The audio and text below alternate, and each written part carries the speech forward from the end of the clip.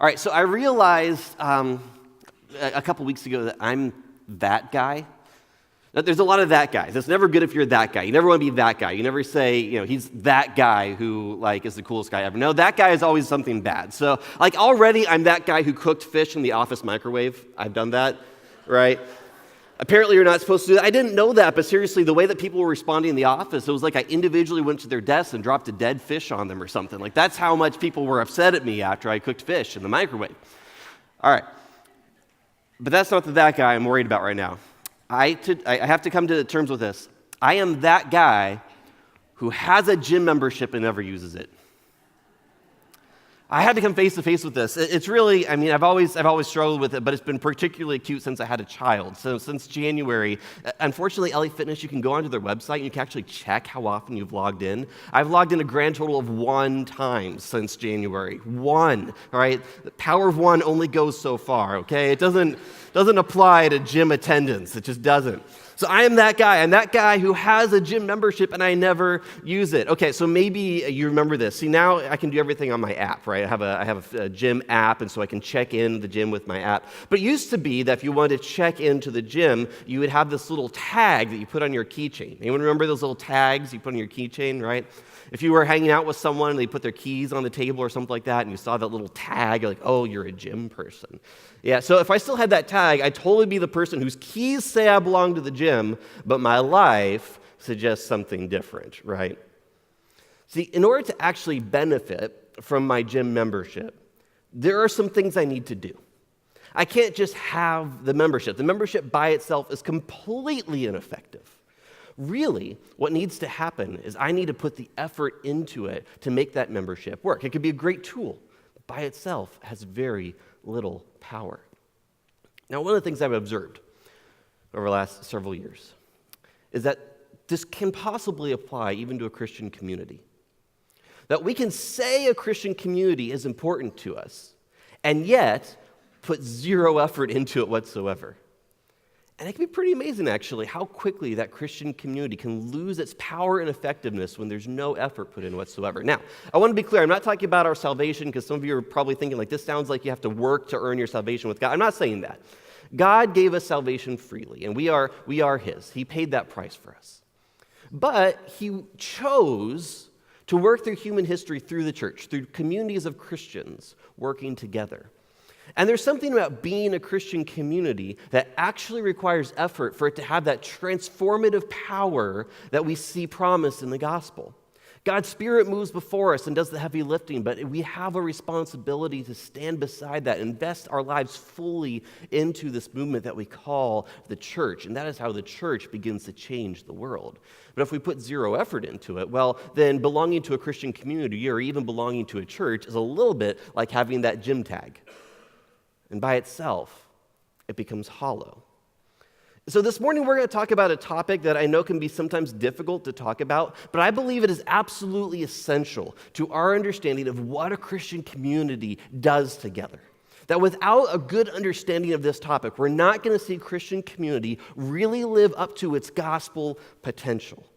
And so that is why, and I actually asked for this topic, I want to talk this morning about generosity. About generosity. Because when we understand what generosity is and how we can enter into it, we can get a sense of what Christian community could actually be like. So this morning we're going to challenge maybe a couple things. We're going to talk about some things in slightly different ways. But I'm hopeful that we can kind of get there together. And so here's what I want to do to start us out. To begin, I want to start to unpack a definition of generosity. I want us to kind of figure out what actually we mean when we say this word. So I have a very specific definition that I have in mind, and so I've represented it with a whole bunch of blanks. So right now you don't know what my definition is, but we're gonna unfold it as we go. Because I think there's a couple key parts to our understanding of what generosity is. And so one of the first things I want to direct your attention to is actually a verse that we talked about several weeks ago. We talked about Mark chapter 12, and this is one of those fundamental verses to the Christian faith. And so it goes like this, Mark chapter 12, verses 30 to 31. Love the Lord your God with all your heart and with all your soul and with all your mind and with all your strength. The second is this, love your neighbor as yourself. There is no commandment greater than these. Jesus was asked what the greatest commandments are. Now remember, the Old Testament is full of commandments, so there was a lot that he could have chosen. And Jesus settles on these two, which are basically love God and love others.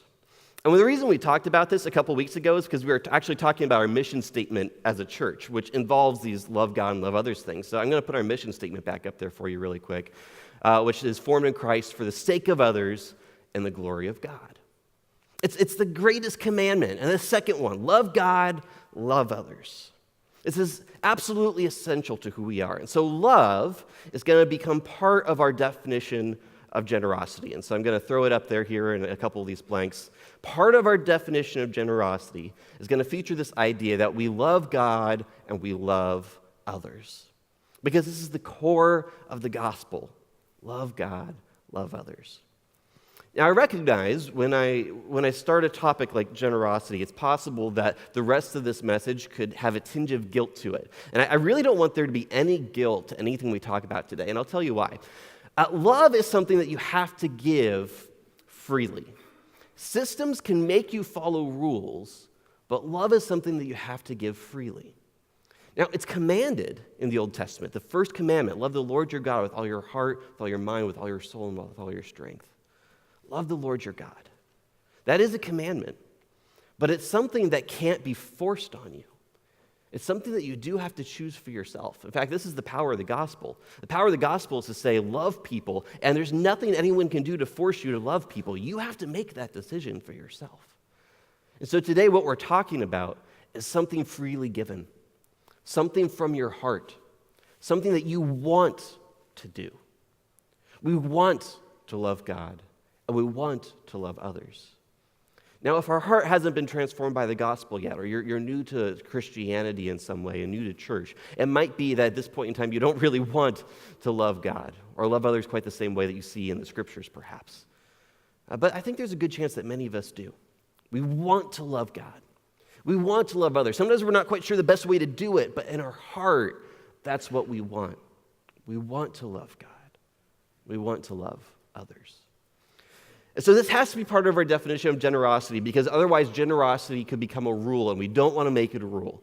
So we're going to catch this early. Love is an important part of generosity. Now I want to keep expanding this definition. In order to do that, I want to jump to a different passage. This is Matthew chapter 25. And this is another parable that Jesus is kind of talking about. He's talking about those who step in on behalf of others. Then the king will say to those on his right, "Come, you who are blessed by my Father. Take your inheritance, the kingdom prepared for you since the creation of the world. For I was hungry, and you gave me something to eat. I was thirsty, and you gave me something to drink. I was a stranger, and you invited me in." And we'll keep going. "I needed clothes, and you clothed me. I was sick, and you looked after me. I was in prison, and you came to visit me." Then the righteous will answer him, "Lord, when did we see you hungry and feed you, or thirsty and give you something to drink? When did we see you a stranger and invite you in, or needing clothes and clothe you? When did we see you sick or in prison and go to visit you?" The king will reply, "Truly I tell you, whatever you did for one of the least of these brothers and sisters of mine, you did for me." Now this is a parable that Jesus is saying, but it's kind of indicative of what's going to happen sort of at the end of all things. That when God is looking for those who are coming into heaven, and he's kind of figuring out what it is that you did with your life, and Jesus is saying there's something about serving others that's the same as serving God. That when you serve other people, you are really doing it for God. Now, there's a whole second section of people here. So this is the group of people that really did. They stepped in. They fed the hungry. They were there visiting the sick or the imprisoned when they couldn't be at other places in person. They stepped in. There's this whole group of other people who didn't do that after this passage, and their future is not that bright. But this group, they were so invested in others, they didn't even realize that they were serving Jesus in the process. It was just part of their heart. It was just part of their generosity. It's part of who they are. And as they're doing this, they demonstrate real acts of love.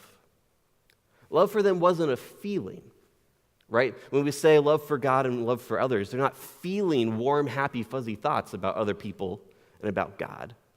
Their love is actually an action. It's something that's actually happening. If you were here a couple weeks ago, we had Steve Gomer from Partners come, and he represented a ministry on the other side of the world that's doing some incredible things for some really broken people. And if you were here that week, you heard Steve say this over and over again. This was that phrase that he wanted to make sure we didn't leave without hearing. And he said, to love is to act. To love is to act. Because sometimes, even if our feelings aren't in it, even if we're not feeling particularly charitable toward other people or even toward God, when we take these actions, we're showing what we really believe, even if our feelings aren't there. Love at its root is an action, it's a posture, it's a movement toward people and toward God. And so we're going to include this in our definition of generosity as well, right? So far we've got that we love, there's a love for God and others, but these are specifically their acts of love for God and others. This isn't love as a feeling. This is love in action, and that's going to be part of our definition of generosity as well. All right, but there's one more crucial piece. I want us to see this, and this comes from 2 Samuel chapter 24. And in this verse, King David is dealing with the fact that there's a plague on the land. And he's had this conversation with God about what he's going to do, essentially, to kind of help with this plague. And so God gave him some parameters about how he could sacrifice and see this plague removed. So this conversation's already happened. David's already agreed to do this. The problem is he's away from home. He doesn't have his sort of sacrifice set up, if you will. And so he's got to create something on the fly. And so while he's out there, he sees that there's someone who has a threshing floor that would be great to build an altar on. And so he needs a place to do it, and he needs materials to sacrifice. So that's what he's trying to do. And he encounters this person who has these things, Araunah. And so he's going to ask Araunah to be able to buy these things so he can sacrifice them to God. Araunah, on his part, loves the king and loves God, and is actually happy to give these things to David.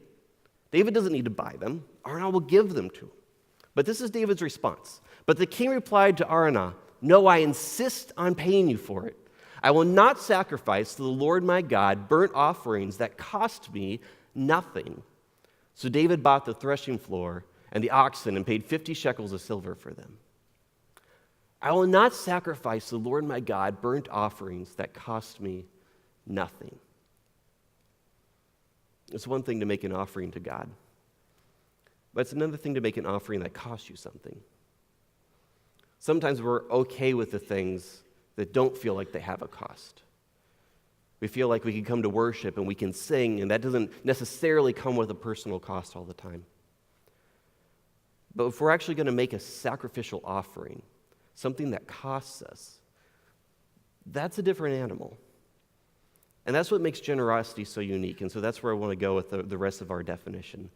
That besides just being acts of love for God and others, generosity is acts of love for God and others that cost you something. And this is going to be our working definition of generosity today. Generosity is acts of love for God and others that cost you something. Now, what I want to say is this. We know this. Dave talks about this all the time, but I also see it too. This is a generous church. We have really good data on, generally speaking, what people in the United States give financially, if we want to talk about the money piece of this. We have really good data about what Christians generally give, and yet Christians actually do give overall more than the rest of the population, practicing Christians. And we suspect that this church is actually even above the average for what Christians give. Now, we can't prove that empirically because we don't have that kind of data exactly, but I strongly suspect that based on what I know of so many of you. This church is generous. And so as we continue with this conversation, please don't hear me say anything but that. In many ways, I want to say thank you. Because this idea, acts of love for God and others that cost you something, I see so many of you doing this all the time. That you step in with other people and with God in ways that cost you something. And I don't just mean money. There's something else that's very valuable to us, and that's our time. I see so many of you sacrifice so much of your time for others, for this church. And it is a huge blessing every time I get to see it. And so it's kind of with thankfulness that I get to keep talking about this topic, because I've seen what it's done in each of your hearts who's chosen to be generous, and I want that for all of us. This is why I'm so passionate about this topic. When there's generosity, our hearts change, our life becomes different. And that is why we get to do this thing together, and that's why this is so fun. And generosity it takes so many different forms. I'm going to talk about time for a second. So generosity, one of the ways that you can be generous is simply with your time. It takes time to love others. It takes time to actually perform acts of love, right? In that Bible verse, when people were visiting others who were sick or visiting people in prison, that takes time. And time's a limited resource that each of us have. It's a sacrifice to actually show up for people. And it talked about this idea of feeding those who are hungry. Well, I mean, this church does that a lot. I know many of you sacrifice your time to make sure that food can be distributed here, distributed out to other churches, and food is available when people show up to our campus who are literally hungry. And that takes time. And you give that sacrificially. You know, as a junior high pastor, if I had a student who wanted to meet with me, sometimes I'd be a little bit begrudging about it because I know it would take time, right? We've got a student who's going through a crisis. You can't resolve that in 10 minutes. It's usually at least an hour conversation, or sometimes you find yourself in even a longer relationship. It takes time, but you do it because you know that God has called you to do something there with that sacrifice. It means something for that student. It does something in your own heart. I mean, just imagine what Christian community would look like if we never sacrificed our time. If none of us sacrificed any time for each other. When someone was sick in our church and we didn't make the time for them. If someone was hungry and we didn't make the time to give them food. Or even if we had ministries but no one offered time to make those ministries work, they would collapse. Christian community at its heart, it requires us to invest our time. Even in this culture, which has so many other ways of claiming our hours, when we invest our time, our community becomes robust. And we're actually doing something. We're demonstrating the acts of love that change not only our immediate community, but begin to have ripple effects across the world. Sacrificing our time creates something that has teeth to it.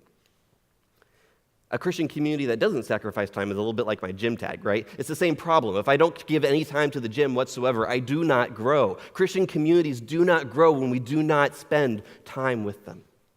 We do not have our own hearts experience change. We don't get to help others experience change unless we invest that time. So that becomes extremely important. But generosity isn't simply time either. There is the money piece. And this is the one that's perhaps most controversial. This is the one where I know that for many of us, I feel that you're going to feel like I'm most stepping on your toes today. And so that's not my intent. I want to talk about this again with that same spirit of generosity ultimately helps us grow closer to God and other people. But I do want to talk about it. There's actually this big debate that's been going on. So Barna, the same study that tracked how much people actually give, it actually asked this question. It asked the question, do you believe that instead of giving money, you can only give time? Like, can you swap generosity of finances for generosity of volunteering or time? And so they'd asked people this, and generally speaking, practicing Christians, 50% of them actually said yes to this question, 47 really. 47% said, it is okay for me simply to volunteer or give my time and not give my finances. They asked the same question to pastors. Only 1 in 10 said that was fine. And so I'm coming to you today saying I think that there's something wrong when we only give generosity in one way. Because I think we only see part of the benefits of what a generous life is like.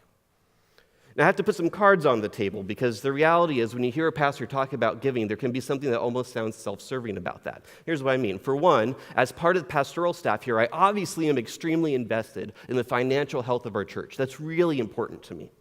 Also, as one of the pastors here, along with many other pastors, I directly benefit from when you give financially to our church. My family does. Thank you for that, by the way.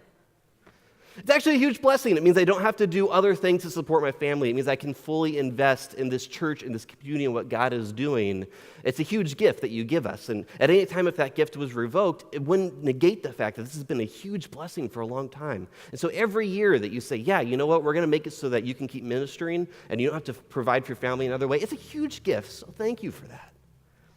And so it is true that when you give, I directly benefit. And so maybe feels like a conflict of interest here. It's also true that there are asks out there. And what I mean by asks are this. There's things opportunities we're giving for you to give your money. One of them does have to do with this power of one thing. It's only one of the 6 things, but it is one of the 6 things, an extra gift during this season. And that's a step of generosity. And so I know that those things are on the table, and so I want to acknowledge that they're there. Now, at the end of this, we're not going to take an extra offering or anything like that, so I'm not trying to trap you, but those things are still out there. They're real because there are lots of opportunities, and I think that's a good thing. Okay, with all those cards on the table, I still want to say generosity, even with our finances, is important, because it does something to our heart. And this is where I have to work a little bit to maybe reshift the conversation a little bit. So for many of us, I know this, many of us have grown up with this idea that we give to God through giving to the church because it's a step of obedience. I look across this room and I've had conversations with many of you where you've said that exact thing to me. God is asking us to give back to him. And so out of obedience, I'm going to do just that. Thank you for your faithfulness. I mean, I love that. It's great. It's so simple. God asks us to give, I'm going to give. It's that simple. I love it. For many of us, and I'll say even people in my own generation, though, as simple as that should be, sometimes that hasn't always connected correctly. It makes all the sense in the world, and I believe it. If God has asked us to give, we should respond faithfully. And yet, sometimes giving is still really difficult. So here's the cool thing about the Bible. You see this in the Old Testament, but you see it in the Gospel as well. That when God asks us to take a step of obedience, we can do so trusting that God knows more than we do, but also we have the scriptures to tell us why that step of obedience is actually a good thing in the first place. Like you can actually go to the Bible and figure out why God's asking us to do that. And the answer almost always is that it has something to do with God working for our own good. It turns out that when we're obedient in generosity, it does something in our hearts for our own good. And so this step of obedience actually really is in our own interest. As we connect with God, we connect with others. And so I want to unpack that a little bit, because I know that generosity sometimes has been a confusing topic. So I want to talk about it in this way. And for this section, I'm really indebted to Tim Keller. If you've never read his book, Counterfeit Gods, it's really good. And this comes from part of that section. But one of the things that he identifies is that how we spend our money is actually very telling of who we are as people. And so he uses this passage. He talks about this particular passage in Scripture where we have Matthew chapter 6. It says this. This is on the Sermon on the Mount. Do not store up for yourselves treasure on earth where moths and vermin destroy and where thieves break in and steal. But store up for yourselves treasure in heaven where moths and vermin do not destroy and where thieves do not break in and steal. For where your treasure is, there your heart will be also. In this passage, Jesus is saying something about the way we spend our money. Now, I think treasure in this passage is actually even more than money, but it is minimally about money. Minimally. Later on in this passage, actually, Jesus will say you can't serve both God and money. How we actually deal with our personal treasures, our financial treasures, our possessions, actually has something to do with the condition of our heart. Now, for years, I read this passage this way, that the things that are important to me, that's where I'm going to spend my money, right? That's how I read this passage for years. It was Tim Keller who actually told me, and I finally realized he was right, that the ordering of the passage is actually different. Where you put your treasure, that's where your heart's going to be. He tells this story of a couple that had been recently married, and they were having some crisis because of finances. I mean, finances are one of the biggest things couples fight about, right? And so this particular fight had to do with a wife who spent a lot, she went shopping a lot, and a husband who was really sort of irritated by that. And so the husband was talking to Tim Keller saying, I can't believe my wife spends all this money on all of these things. I mean, I feel like she's just so materialistic. She's got all this stuff that's just way too important to her. And Tim Keller kind of takes it in and he listens a little bit and he asks, okay, well, how would you spend the money? He's like, well, I want to make sure that we're secure, that we're able to save enough for our future. Tim Keller goes, okay, all right. Your wife's idol might be stuff, but your idol's security. See, where we spend our money tells us something about our idols. Money itself can be an idol. It's possible for money to be an idol, but actually usually it doesn't end up being an idol. Usually what money does is it points to where our idols are. Where we spend our money tends to be our idols. I'll give you one for me. There was a section of years, and I still have to be careful with this, where I spent way too much on technology. I got really big into building computers. That is not a cheap hobby, by the way.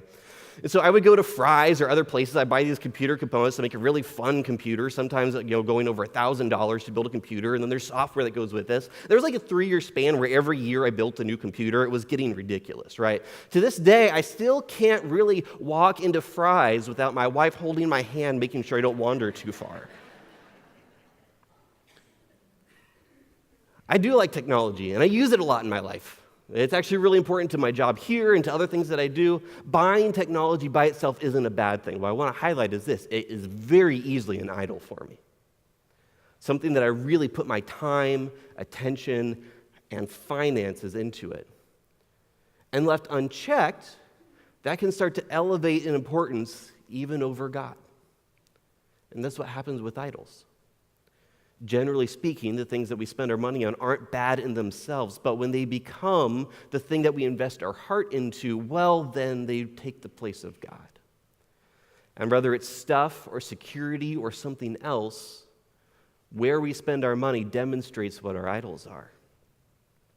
So where we spend our money then becomes important, because check out this process. Where you put your money, that's where your heart follows. As in, it's very easy to correct this problem. Start dealing with your money in terms of the kingdom of God.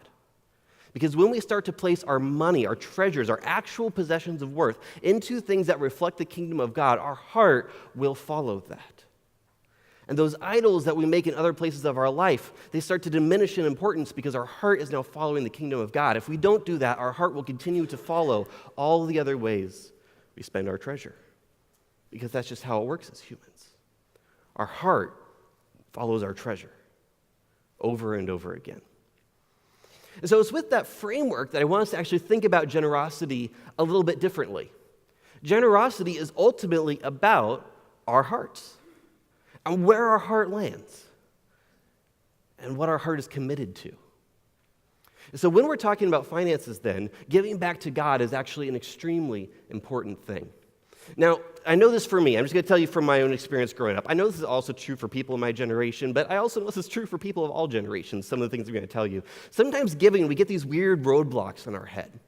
These things that make it difficult for us to actually respond faithfully in generosity. So I'm just going to give you 2 big ones for me that I happen to know is true for a lot of people. One is the actual mechanics of being generous with our treasures, and the other has to do with church itself and how we conceptualize church, all right? So if you'll permit me for a second, when we're talking about our treasure, one of the things that can be a little bit difficult, especially when we think about giving our money, is that we don't always know how to do it or how to do it correctly. What I mean is this. I grew up with this idea that you are supposed to tithe.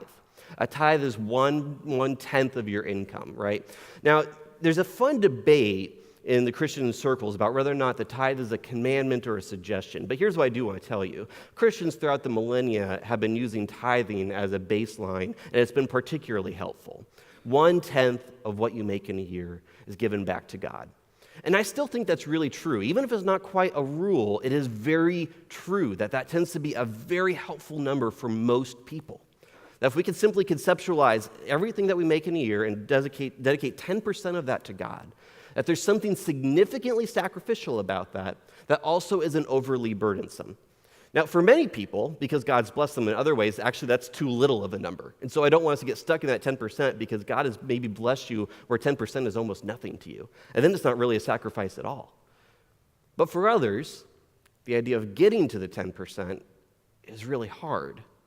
That's a really big jump. We haven't gotten that far yet. Maybe we'll give a couple dollars in the offering plate every once in a while, but to go to 10% of our income, that's hard, especially if it's difficult to calculate. I remember as a student, that's when I was first trying to figure out how to give well. I was a college student, and I had a couple jobs, but the jobs, generally speaking, were scholarship-based, and so when I would make money from them, it went straight into my sort of college account, if you will. So what was actually happening, because I had loans, I was netting a negative amount every year, and so as I was trying to conceptualize tithing, it's what? When the offering plate comes by, I get to take 10% back out? How does that work, right?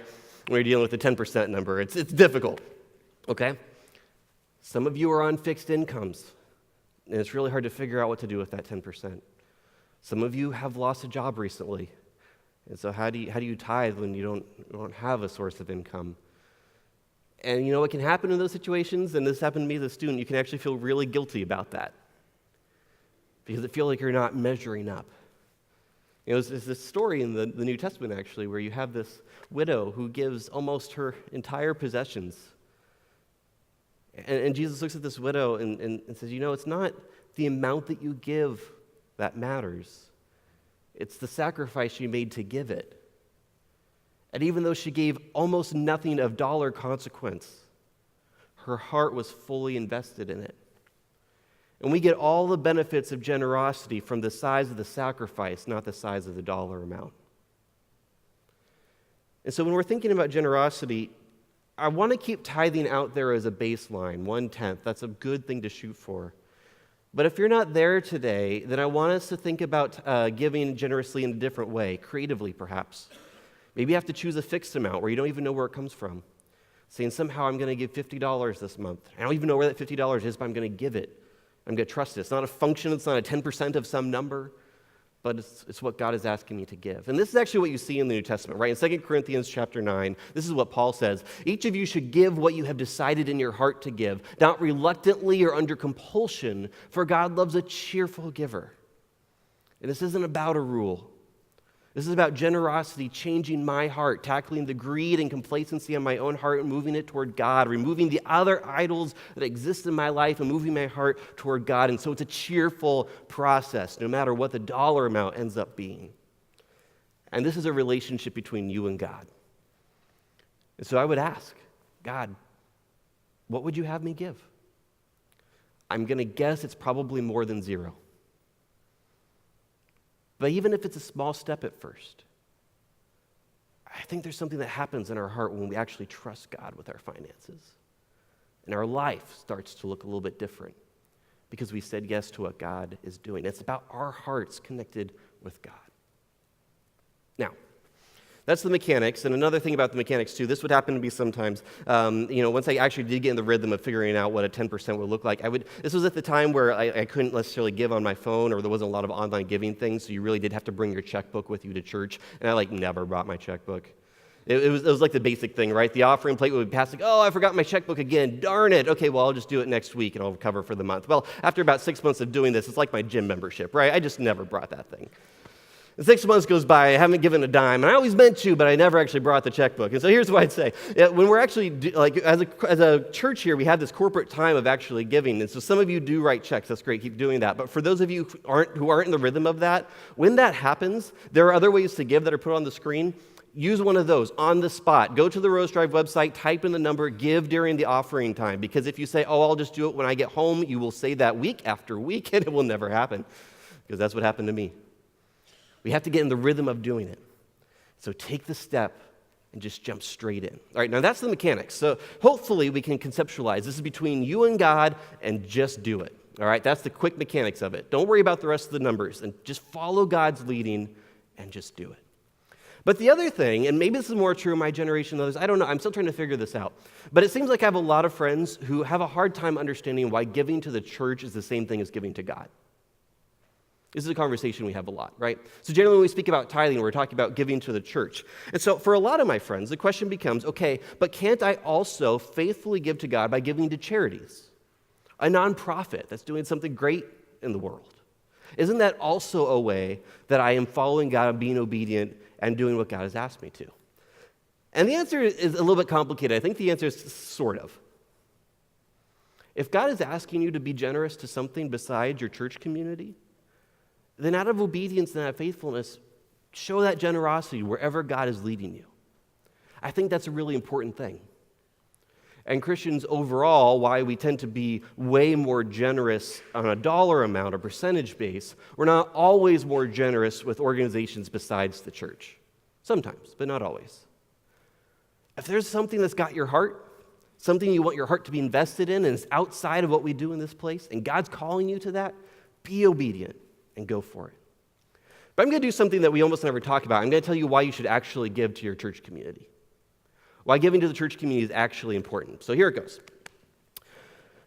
Where your treasure is, there your heart is.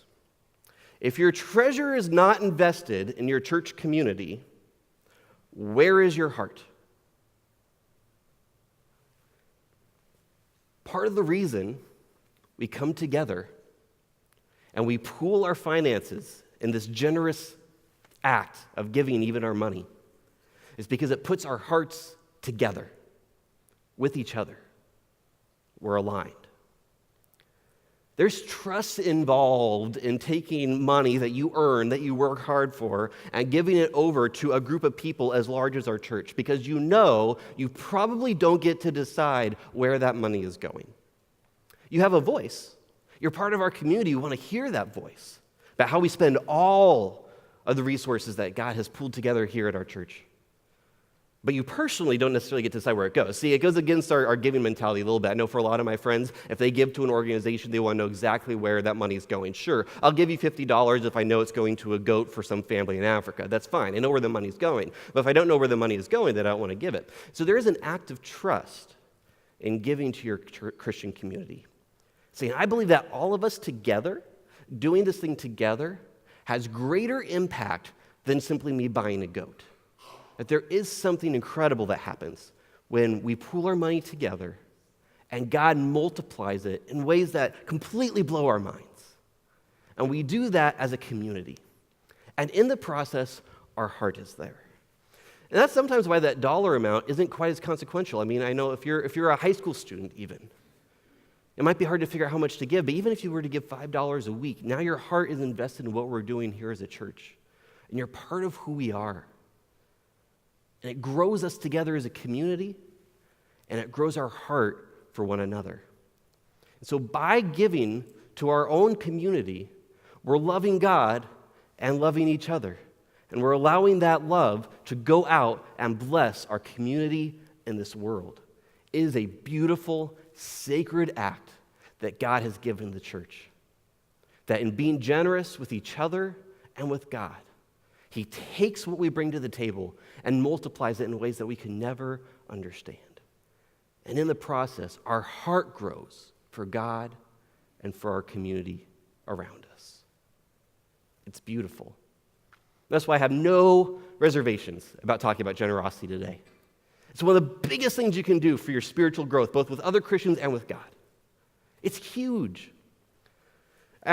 Before I said, can you swap the time and money thing? That was a discussion that they had. So Barna said that 47% of practicing Christians said, yes, it's fine to swap the money piece with volunteering. Well, here's what turns out to be the case. Barna also charted who spends the most time volunteering and who gives the most. And they rise like this. What I mean by that is this basic quote that Barna says at the end here. In other words, Christians prone to participate in one type of giving aren't looking to get a pass on the other. Whether giving of money or of time, generous Christians are simply generous.